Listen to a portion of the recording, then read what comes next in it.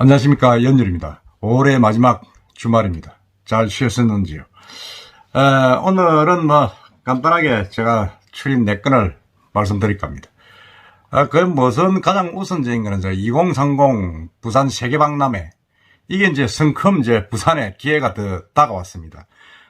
지금 러시아가 지금 우크라이나를 침공해가지고 지금 몇 달째죠? 1월, 2월, 지금 한 넉 달째 지금 전쟁을 벌이고 있습니다. 벌이고 있는 와중에 이 러시아 모스크바가 2030 세계박람회 유치를 포기를 짜진 철회한 걸로 지금 드러났습니다. 그러다 보니까 지금 5개국이죠. 포기하다 보니까 우크라이나의 오데사 시도 전쟁에 휩싸여가지고 지금 박람회 하기 힘든 상황이 돼버렸고, 그러다 보니까 이제 남아있는 게 로마하고 사우디아라비아의 리야드, 그리고 우리나라의 부산입니다. 근데 또 이게 묘하게 또 로마 같은 경우는 2015년도에 또 세계박람회를 했습니다. 하다 보니까 이게 미처 준비가 좀 덜 됐다 해가지고 상당히 좀 적극적인 유치전에 나서지 않고 있습니다. 그래서 지금은 사우디의 리야드하고 우리 부산하고 2개가 남아있습니다. 이 수도 모스크바를 앞세워서 가장 우리를 위협하던 러시아가 자진 철회한 것은 이제 뻔하죠. 지금 우크라이나 침공에 따른 국내 상황 등이 지금 만만치 않고 그러다 보니까 포기를 하게 됐고, 그걸 공식적으로 이제 밝혔고, 그리고 이제 이 우크라이나도 사실은 이제 피해자입니다만 오데사라는 시가 아주 큰 도시였는데 거기도 상당히 지금 전쟁 와중이 돼가 지금 치르기도 힘들다 지금 이렇게 이야기를 하고 있습니다. 그러다 보니까 사우디하고 이제 2군데가 남았는데, 그래서 이게 참 만만치 않습니다. 이게 사실은 또 리야드랑 나라가 사우디의 어떤 이 오일 오일 펀드 기름 엄청난 로비를 가진 나라 아닙니까? 이런 나라니까 우리 부산하고 또 대항을 했을 때 어떤 일을 또 벌일지 모릅니다. 모르고 해서 상당히 이제 유치 전략도 좀 달라진다. 예를 들어서 러시아가 가장 강력한 후보였는데 모스크바가 이제 그렇게 포기하게 되니까 부산, 로마, 리야드 3파전인데 아까 말씀드린 대로 로마는 이미 한번 15년도에 개최를 했기 때문에 지금 2나라가 남아 있습니다. 2나라가 남아 있는데 이게 오일머니에 있던 위세를 조금 잠재울 수 있다 그러면 우리가 충분히 가능하다 그렇게 봅니다. 특히 우리나라 같은 경우는 이제 경제계에서도 지금 완전히 이제 부산 엑스포 유치를 해서 힘빨 받고 나서고, 윤석열 대통령이 취임한 뒤에도 국정과제 1번으로 지금 이야기를 하고 있습니다. 하고 있기 때문에 어떻게 보면 지금 유치원회 공동위원장이 한덕수 국무총리, 최태원 대한상의 회장이 이제 맡고 있는데, 이게 이제 회의에 참석해가지고 적극적인 로비를 나서겠다고 밝히고 있기 때문에 아마 제가 한국의 부산이 좀 가능성이 있지 않겠느냐 하는 그런 생각을 하고 있습니다. 그렇지만 이 리야드라는 나라가 또 도시가 오일머니 로비가 세기 때문에 한번 지켜봐야 되겠다 하는 생각이 듭니다. 한번 두고 봅시다. 그 다음에 이제는 부산 롯데타워입니다. 이야, 이 롯데타워가 참, 원래는 이게 거의 100층 가까이 짓기로 했었는데, 지금 롯데에서 계속 이제 그렇게 추진을 하지 않고, 이제는 전망대만 하겠다, 이렇게 해가지고, 부산시 경관심의위원회에 이제 롯데타워 전망대, 그건 이제 경관심의안을 조건부로 가결을 했습니다. 가결을 했고, 그러되면 조금 탄력을 붙을 것이다는 입장은 있습니다만은,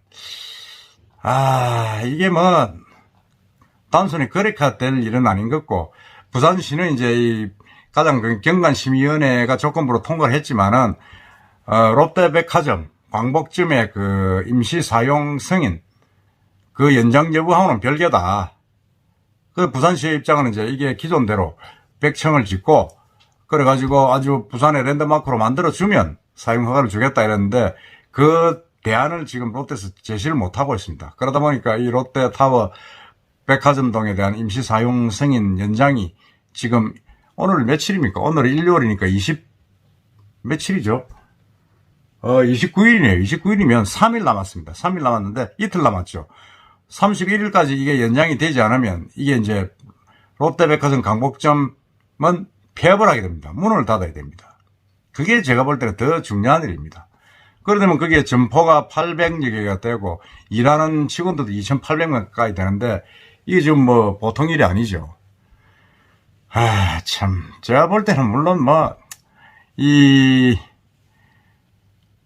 폐업을 영업 중단을 할 상태까지는 가겠느냐 하는 생각을 지금 이틀 남겨둔 상황에서도 하고 있습니다만은 이번 사태는 롯데에서 자초한 게 많죠. 지금 롯데쇼핑이 2000년도에 이 옛날 부산시청 터에 이제 주거시설을 포함해가지고 107층 규모로 부산의 랜드마크를 건립하겠다고 이제 하는 조건으로 이 옛날 시청 부지를 샀습니다. 샀는데 이게 이제 그 100층 중에서 거의 절반을 주거지역으로 하겠다 했는데 그게 항만공사의 허가도 못 받고 부산시의 그 동의도 못 받고 해가지고 뭐 이제 뭐 사업성이 없다라고 지지부진했죠. 그러던 차에 이제 2019년에 공동 수목원을 주제로 한 나선형 건축물로 전망대를 만들겠다 이래가지고 지금 뭐 했는데 그 높이는 겨우 이제 56층 지상 56층 높이 300m로 축소됐습니다. 축소됐다니까 돼버리니까 거기 아니 랜드마크를 만들겠다 캔 롯데의 그 계획은 어디 갔느냐 이래가지고 지금 상당히 좀 비판 여론이 많았죠. 거기에 뭐 백화점 영업은 계속하면서 약속대로 건물은 짓지 아니하고 이렇게 되느냐 그런 비판의 여론이 많았는데 결국은 뭐 20년 동안 계속 기업 책임을 방치한 그런 결과라고 봐야 됩니다. 제가 볼 때는 지금이라도 롯데가 기존 약속대로 랜드마크가 될 롯데타워 100층짜리를 빨리 지어야 된다는 생각합니다. 그래야 부산시도 좀 사고 살아나고 부산 지역 발전도 되는데 이게 지금 계속 롯데가 뭐 말장난만 하고 지금 하고 뭐 전망대로 짓겠다 50몇 층을 짓겠다 뭐 이래가지고는 안 된다 이런 생각이 듭니다. 이틀 남았지만은 하여튼 좀 뭔가 좀 책임 있는 자세를 롯데에서 보여야 된다. 새로운 안을 도출하기 쉽지 않겠지만은 그렇다고 이걸 뭐 참 또 백화점을 문을 닫게 만드는 것도 참 쉽지 않다 하는 생각이 들고 참 판단이 애매합니다. 하여튼 지켜봅시다. 그리고 세 번째는 이제 BIFC 문현동 있죠. 문현동에 BIFC가 이제 그 옆에 BIFC 옆에 이제 그 이마트가 있습니다. 이마트 뒤쪽으로 동천변을 쭉 따라서 문현 1구역 재개발 재건축 재주택 재개발 조합이 이제 그 사업을 하고 있습니다. 하고 있는데 부산시에서 이제 이 재개발을 추진을 하니까 거기에 국제금융센터 BIFC의 높이 70층 높이를 넘지 못하게 그 하향을 해라 줄이라 이렇게 지금 이야기를 하고 있고 또 그 주거 면적도 줄이고 사무 공간을 늘리라 이래가지고 지금 조합하고 지금 마찰을 계속 빚고 있습니다. 이 조합의 정비구역 변경안이 재심의로 결정이 났는데 이 문현 1구역 재개발 사업은 문현동 일대 6만 8천 평방미터 그러니까 한 2만 평 되겠나? 2만 8천 평쯤 되겠네요. 그 재개발해가지고 상업시설이 포함된 주거시설 6개 동, 그 2,500세대를 짓는 건데, 이게 이제 2008년도부터 시작을 했는데, 2019년도에 조합 설립 인가가 났고, 그래가지고 계속 이제 변화가 있었습니다. 변화가 있었는데, 이 도시경관위원회에서 이제 그 옆에 BIFC가 있기 때문에 그보다 높아서는 안 된다. BIFC가 부산 랜드마크인데 그보다 낮춰야 된다. 지금 이렇게 이야기하고 있습니다.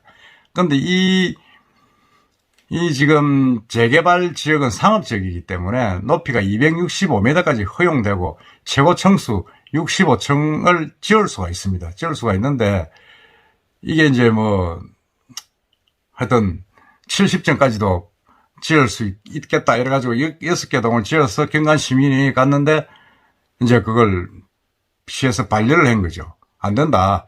국제금융센터와 비슷한 높이의 건물이 들어서는 건 문제가 있다. 더 낮춰라. 그렇게 된 겁니다.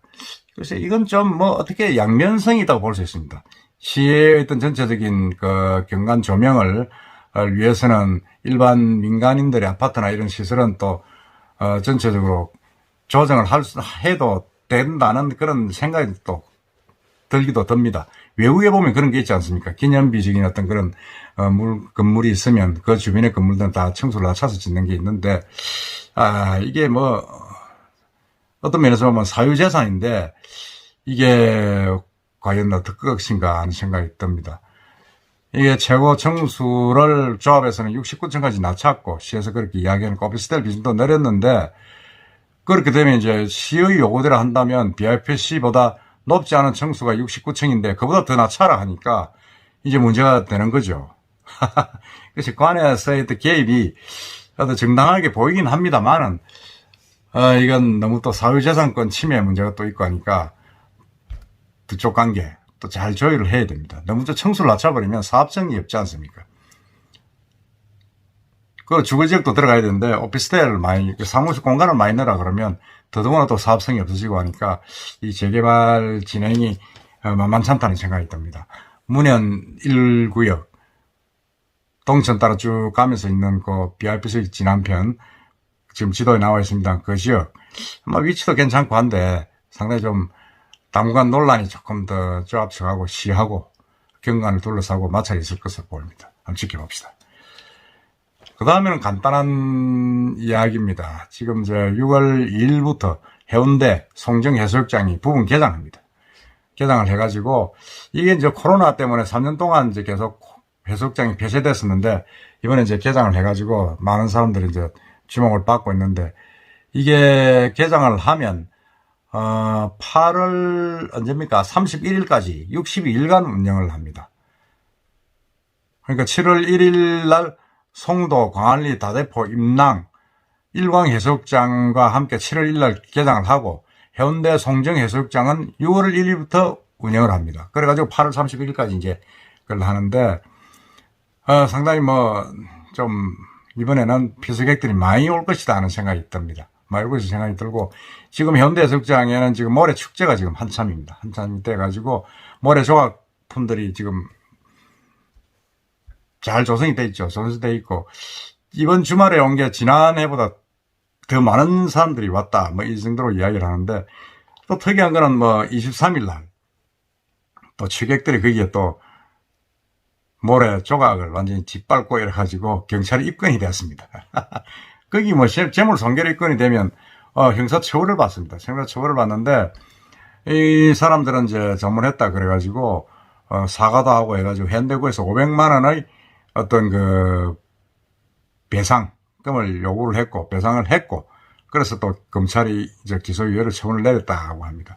여러분들도 현대 해수욕장 가시면, 개장을 한 이후에라도 모래 축제에서 만들어 놓은 조형물들 절대로 밟으시면 안 됩니다. 그냥 선탠을 한다든지 해수욕을 한다든지 피서 목적으로만 잠시 다녀오시기 바랍니다.